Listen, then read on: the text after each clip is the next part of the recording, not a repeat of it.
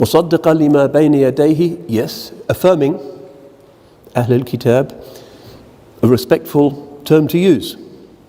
It is an honorific. But beyond that, the khatmiyyah of the Holy Prophet ﷺ is a subtle thing that reaches back into nameless ages, peoples and generations, into the primordial. And this is an important part of what is distinctive about the religion and distinctive about its practices. يا أيها الذين آمنوا كتب عليكم الصيام كما كتب على الذين من قبلكم لعلكم تتقون. O you who have Iman, fasting is prescribed for you as it was prescribed for those who came before you, that perhaps you might have wariness, consciousness of the divine. That's the effect that it has. الذين من قبلكم, those who were before you. Indeed, we can see not just the fasting in Christianity and in Judaism, Yom Kippur, etc., etc. Of course they have it, they know its benefits, but before that, it's a very primordial human practice, ancient, part of the fitrah, to step back. It's an intermittent fasting, not just because you've run out of the gazelle that the leader of the tribe's hunters has just killed and you're hungry for a bit, but because of a conscious determination to step back. So fasting is something that connects us to the anciently human and the primordial, and therefore to the natural. But makes us distinct from the other species because they don't fast unless they have to. Siyam ijbari. We have siyam ikhtiyari. We can choose to hold back, whereas no other order of the animal world can do that or needs to do that. This is part of our khulafā status. It's part of what it is to have a sacred culture whose function precisely is to restore us to the fitrah, to restore us to our balanced place, the mizan in the order of creation. So primordial peoples always have fasting. It seems to be universal. And if we look not just at their practices of fasting, but at the other things that they do, and we're not talking here about demeaning stereotypical images of Stone Age man, kind of Fred Flintstone or whatever stereotype we have of how things were, but at the example of the peoples who still just about managed to survive, or who have been documented by 19th, 20th century anthropologists, those who weren't intoxicated by race theories of various kinds, to see how they were as a kind of mirror of how humanity was in the tens of thousands of years before the Hanifiyya, before the Abrahamic, the ancient times. Then we start to see what we really mean by Islam as the religion of fitrah, the primordial natural disposition. Too many syllables there, but how else can we translate it? It's one of those, well, all of the Qur'an's key terms don't work very well in European languages whose sensibilities and categories and priorities have been shaped by a completely different sacred and or secular tradition. It's always a problem translating them. Primordial natural disposition. فِطْرَةَ اللَّهِ الَّتِي فَطَرَ النَّاسَ عَلَيْهَا, the Qur'an says. Allah's fitrah, which He created human beings upon. In other words, what's natural, what's indigenous, what's primordial within us. So look at those communities. Some of you may have been to Dar al-Islam in New Mexico, the famous North American Muslim retreat center. It's quite close to the Navajo reservation, a bit to the north. It's 400,000 of them. It's the biggest of the Native American tribes, the red people. They have fasting, for sure. And we know what their form of being primordial or fitri is because they're still doing it. Some of them. McDonald's has made inroads, evangelical Christianity has made inroads, alcohol has certainly made inroads, but you can still see their thing. And by visiting those places, you get a sense of why we call ourselves and why the Qur'an emphasizes this idea of fitrah. And something like the ancient, timeless magnificence of Ramadan really reconnects us with that. The Navajo people, the Diné people, they do a lot of fasting. And the fasting tends to be connected to natural cycles. They have a big fast where there's an eclipse. They have a lot of other fasts. And generally they're forms of worship, their acknowledgement through the human body of the natural forms of nature and their environment are cyclical. Lunar calendar, very important. Not a solar calendar which doesn't coincide with what you can actually see and what's going on at night when you're hunting. Lunar calendar. Qur'an is very emphatic that you don't mess with that. Ramadan, another way of reconnecting us to that. The dawn chant. The Navajo elder gets up in his hut, they call them hogans, and sprinkles water over his family to get them up for the dawn chant. The blessing way. The memorization.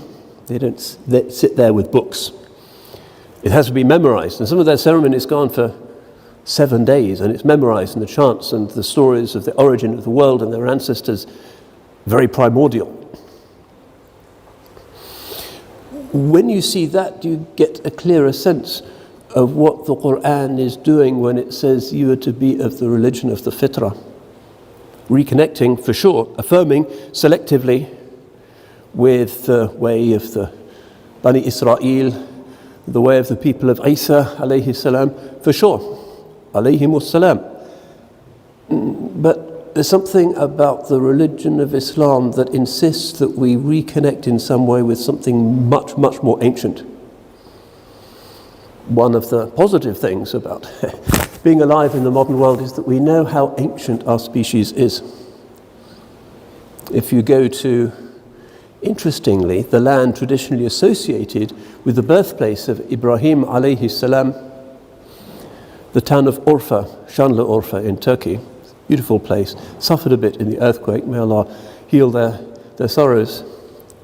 You can pray in the little mosque, which is the cave where Ibrahim Khalilullah is said to have been born. You can see the place where Nimrod was supposed to have confined him in the fiery furnace, the catapult. It's all kind of there in the sacred geography of the city of Urfa. A lovely place to spend time. A few miles away, there is an archaeological dig which for the last 20 years has been pretty clear that this is the oldest settlement ever, Karahan Tepe. And they've only dug up, archaeologists, they tend to work with toothbrushes, so they take their time. 20 years, they've dug up 5% of the site. They think 5% of it. And there's houses, and there's streets, and there's what may or may not have been temples. Remember, this is really ancient. They think probably about 10,000 BC. All the traditional theories turned on their heads about the origin of civilization. This is almost 3 times as old as the pyramids. This is really ancient. No writing. This is the pre-pottery Neolithic. They don't even have a name for that culture or that civilization. They're still working it out. Difficult without writing, without inscriptions. There's animal things, and leopards seem to have been a big thing in their culture, but they don't really know who they were, or what their sacred way was. But of course, people of Deen,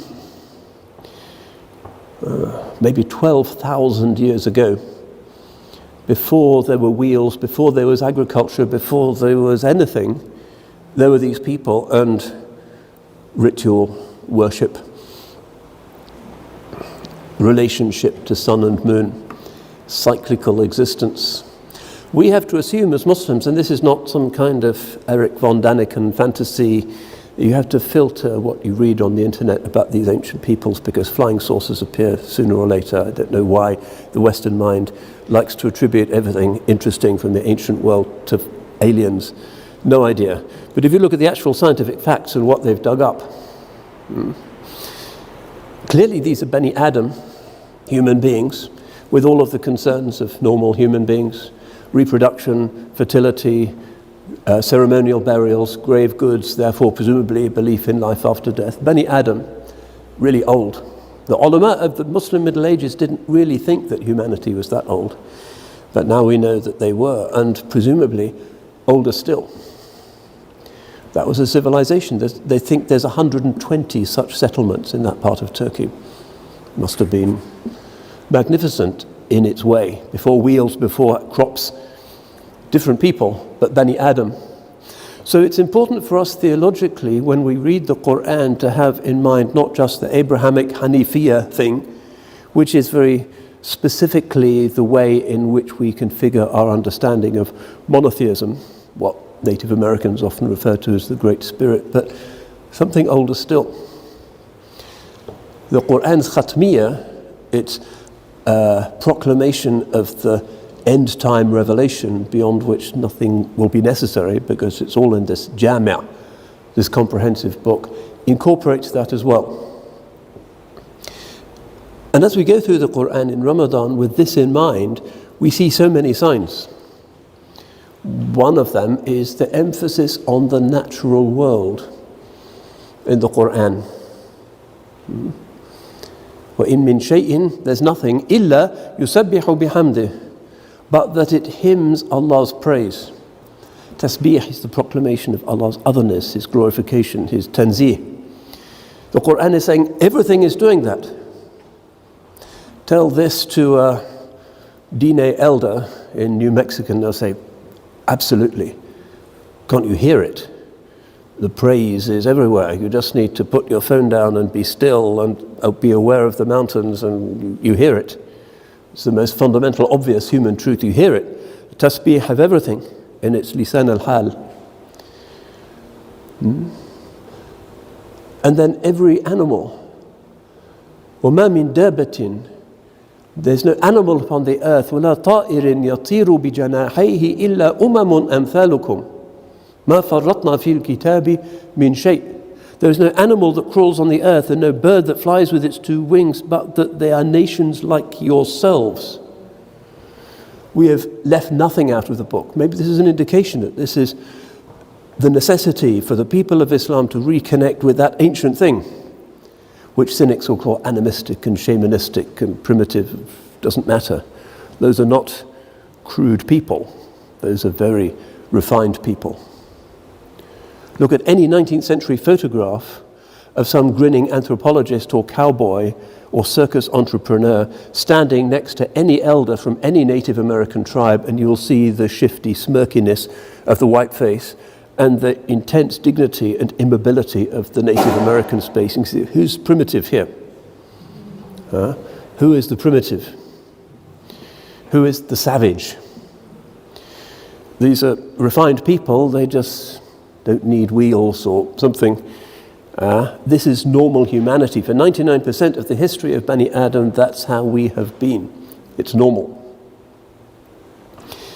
So the Qur'an, this is in Surah Al-An'am, is telling us, and if you look at the tafsir, you can see the ulama are kind of taken aback by this. What does it mean for the animals and the birds to be nations like yourselves? Well, really? Fakhruddin Razi lists 6 possible interpretations. Other mufassirun have others.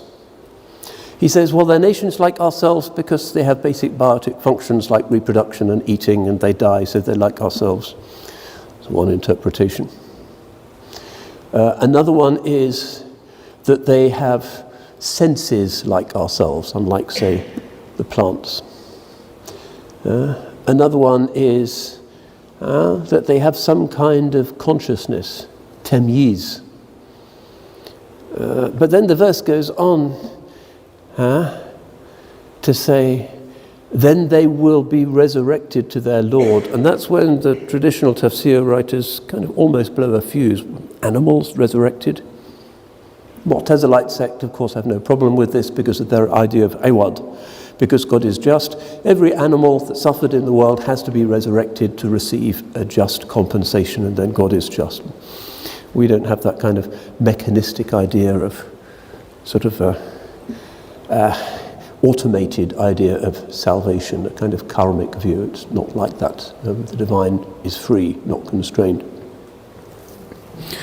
But what does it mean for them to be resurrected? What is this? It's certainly not biblical. We're here beyond the Yahud and Nasara into some different space where the biotic is central. Nations like yourselves, then resurrected unto God Well, you can read the tafsirs for yourself and see what they say, but it's an interesting example of the radicalness of the Qur'an causing stress to the formal patterns of exoteric interpretation. But in any case, we know, as we read the text, again and again references to the natural world, and also the requirement to contemplate that. Not just the biotic, but the mineral, the celestial. إِنَّ فِي خَلْقِ السَّمَاوَاتِ وَالْأَرْضِ وَاخْتِلَافِ اللَّيْلِ وَالنَّهَارِ لَآيَاتٍ لِأُولِي الْأَلْبَابِ. Truly, in the way the heavens and the earth have been created, and the succession of night and day, are signs for people of, another untranslatable Qur'anic term, lub, albab. It means like a seed, a core, which has the sense of something that is within us that wants to be more than it currently is, to flower, to flourish, whatever. It's quite a pregnant kind of word. There's something within us that craves signs, and even the succession of night and day, the cyclical, the world, everything is signs. The whole world is made of signs. And in our traditional kalam, aqidah, we have this very radical view of everything being nothing other than the direct, unmediated action of Ar-Rahman. Everything. There isn't really any cause and effect. Moments are not causally connected. In every moment, he recreates, and therefore is absolutely present in his purposes and in his names, discernible to the ulil albab. This has to be something that we pay attention to in Ramadan, because it seems to be an axiom that the Qur'an is trying to tell us this particular style of spiritual way, which is the Islamic way, which is the Muhammadan way, the way of the one who lived in pure nature primordially in Al-Madinah Al-Munawwara, the one who left many teachings about animals, the one who seems to communicate with them. The hadith in Abu Dawood, which again kind of mystifies the commentators. Holy Prophet ﷺ, in the green city of Medina, hears a commotion and he goes to it. And a farmer's camel has kind of run amok, foaming at the mouth, uncontrollable. Everybody's afraid to go into its field and to deal with it. And he goes in, sallallahu alayhi wasallam, puts his hand on the animal's head. The animal is still. And he comes out again and he says, this animal tells us that it's been overworked and overburdened. The owner of the camel comes up in tears, probably, saying, it's true, Ya Rasulullah. And so, out of respect for the Holy Prophet and out of a sense of guilt, he kind of puts that camel into a luxurious retirement, never has to do any work again, gets the best kind of fodder. Many hadiths like this, and that's just an outworking of the Qur'anic insistence, nations like yourselves. And so the man of Medina, this primordial man of Fitra as well as the Hanifiyya, is telling us something about our relationship to the biotic world, which is kind of something rather important and has to be an essential part of following the Sunnah.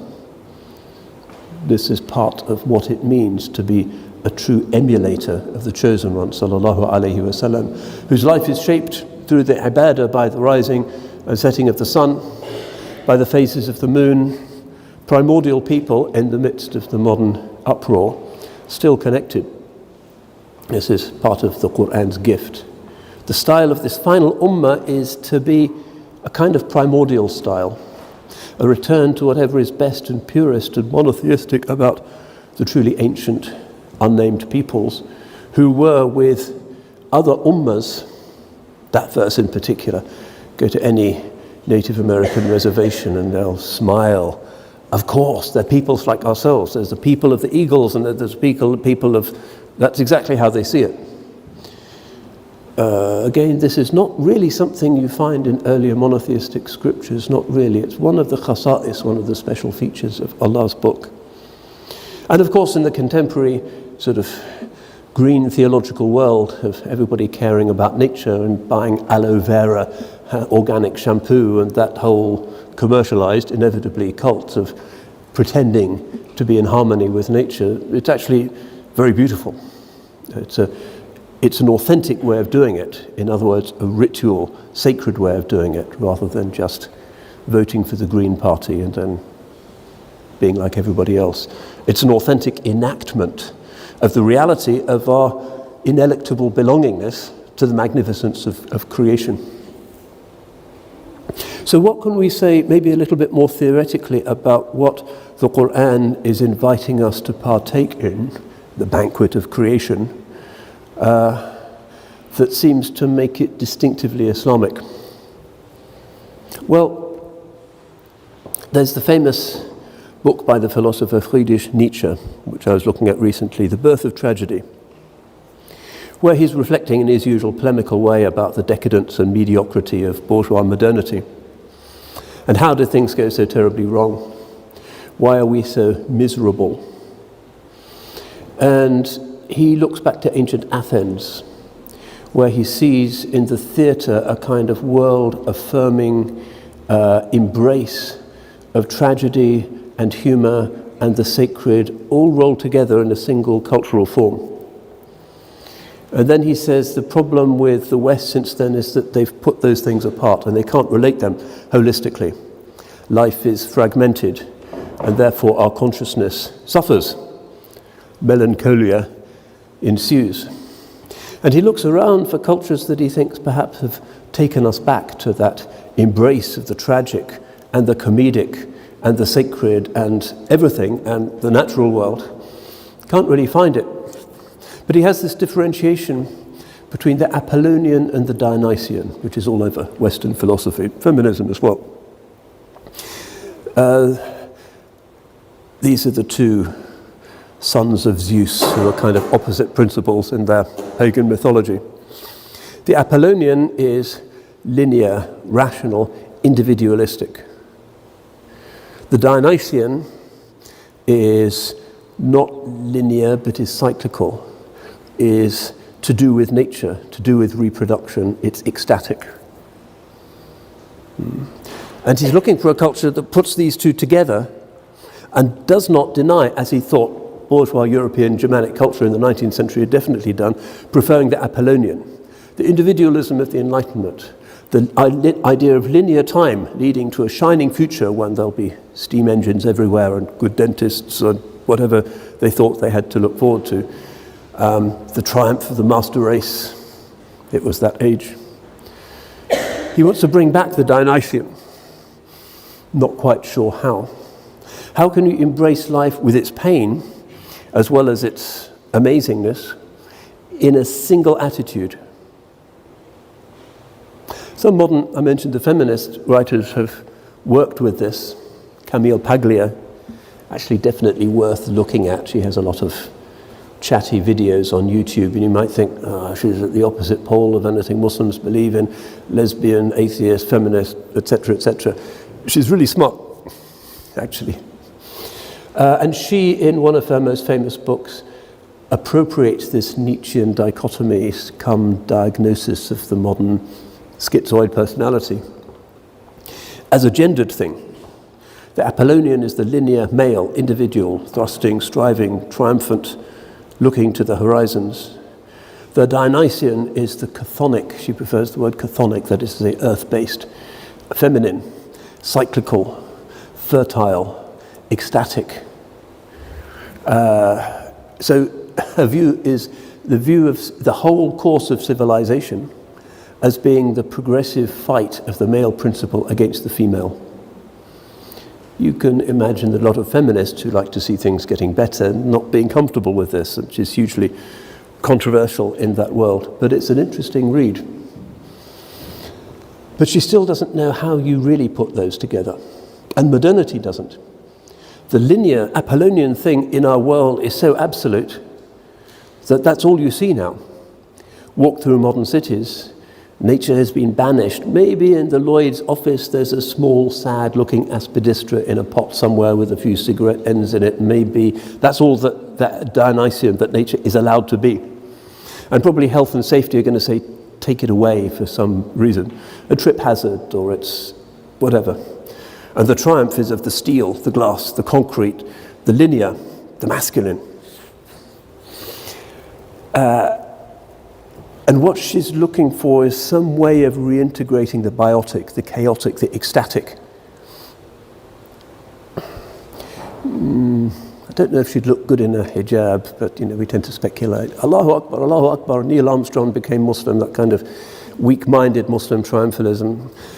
But what's important is that these thinkers, whether it be the very discrepant figure of Nietzsche or the very discrepant feature of Camille Paglia, are aware of this dichotomy in our culture, of the linear against the cyclical. So when we read the Qur'an in this blessed month, a kind of alchemy affects us.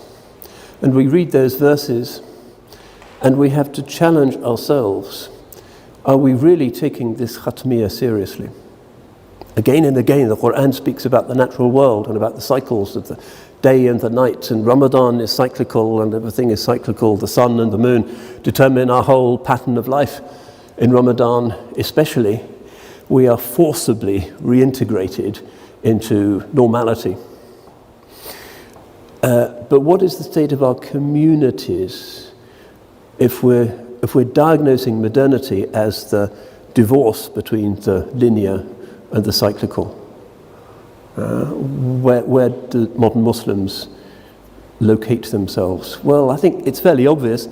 Because of modern influence and because of frightened reflex against modern influence, we tend very much to be linear, to be absolute, to be quite individualistic, to be progress-oriented.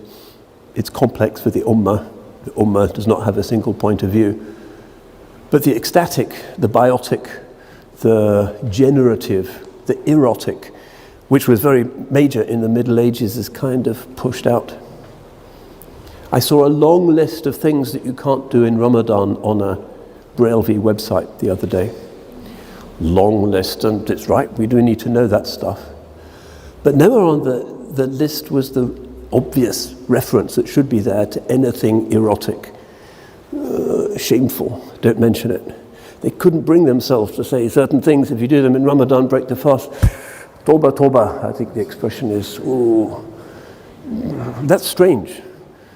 Any medieval fiqh text will put that at the top of the list after, not eating kebab for lunch, obviously. It's an important part of the siyam. So we've moved in a kind of puritanical Victorian direction, and some historians even speak of the Victorianizing of Islam. The American Palestinian Orientalist Joseph Massid has spoken about the Victorianizing of Islam, a kind of puritanical, tight-lipped, very unecstatic type of religion which is normative today. And I'm not just talking about the Salafis against the rest, I'm talking about just about all of us, kind of tightness that has emerged. And then we look at our classical literature and we think, why is it the ancient Arabian qasida, this beautiful but pessimistic, melancholy kind of thing, has at the beginning this erotic prelude, the nasib.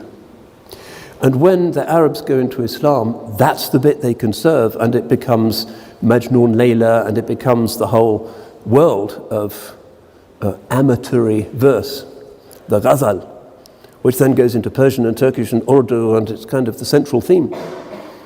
Layla Majnun is the kind of key emblematic story of the religion, and it's in Hafiz and Sana'i and Ibn Kamal, and it's kind of repeated maybe too often, but it clearly satisfied the Muslim soul. Why have we got away from the cyclical, the chthonic, the feminine, the reproductive, and moved towards this kind of linear glass tower thing? Why is it that so many Muslims increasingly find that kind of culture odd? The Qawwali culture even, which is maybe one of the world's great examples of Dionysian religion. Everybody, they can't stop moving around when they hear that stuff. It's all ecstatic, Dionysian, chthonic religion. Kind of fading away. It's folkloric, it's bid'ah, it's not quite right. We'd rather do something strict and narrow because that makes us feel better and less secure. There's a reflex across the ummah. That's not how the Ummah was in its glory days, when it wasn't subject to Western influence or Western anything, but was itself. The Dionysian was what we are, was what we were. Cyclical, nature-oriented, reproduction. It's there in the seerah, it's the story of the Ahl al-Bayt, it's axiomatic to us. So something's gone wrong, and maybe that's the kind of fundamental diagnosis for everything else that seems to be going wrong. The desire for the linear, for dichotomies, for I'm right and everybody else is wrong. All of these kind of new Victorian, Apollonian ideas are something that we need to get away from and back into the world of Ibn al-Farid. وتحت لواء الجيش لو رقم اسمها لأسكر من تحت اللواء ذلك الرقم تهذب أخلاق الندامة فيهتدي بها لطريق العزم من لا له عزم. There's a zillion verses like that. The ecstasy of quaffing the wine. It's Dionysus himself. It's the wine of divine love. Marad khuda mast buvad bi sharab. The man of God is drunk without wine. But it's the intoxication of that fundamental awareness that everything partakes in every instant in the divine beauty and the divine command. How could you not be ecstatic when you see things as the Qur'an orders you to see them? And remember that kulla yawmin huwa fi sha'n. In every moment he's doing something. He's doing everything. That's an ecstatic state.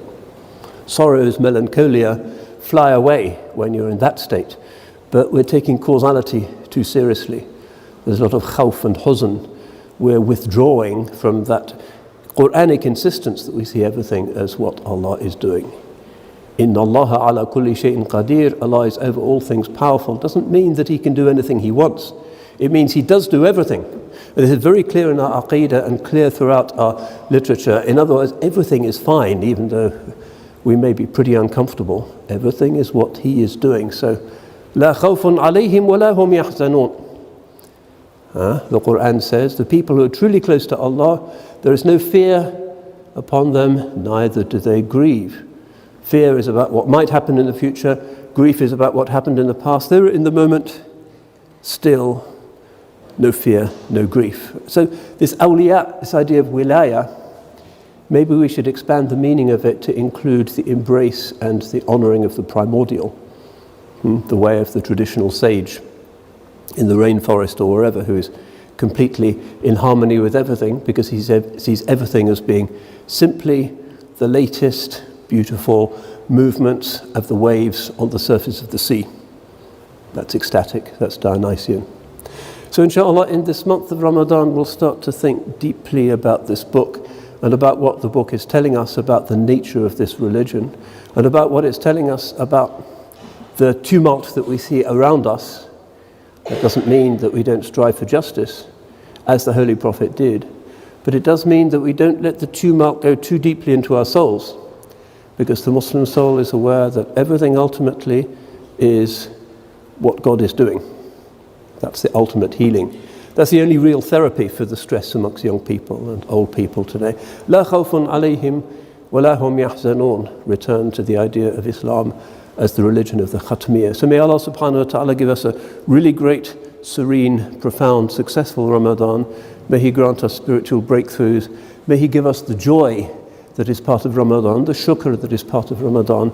Make us people who are bringing together these two principles, the linear and the cyclical, in the perfect balance that is the sirat mustaqim.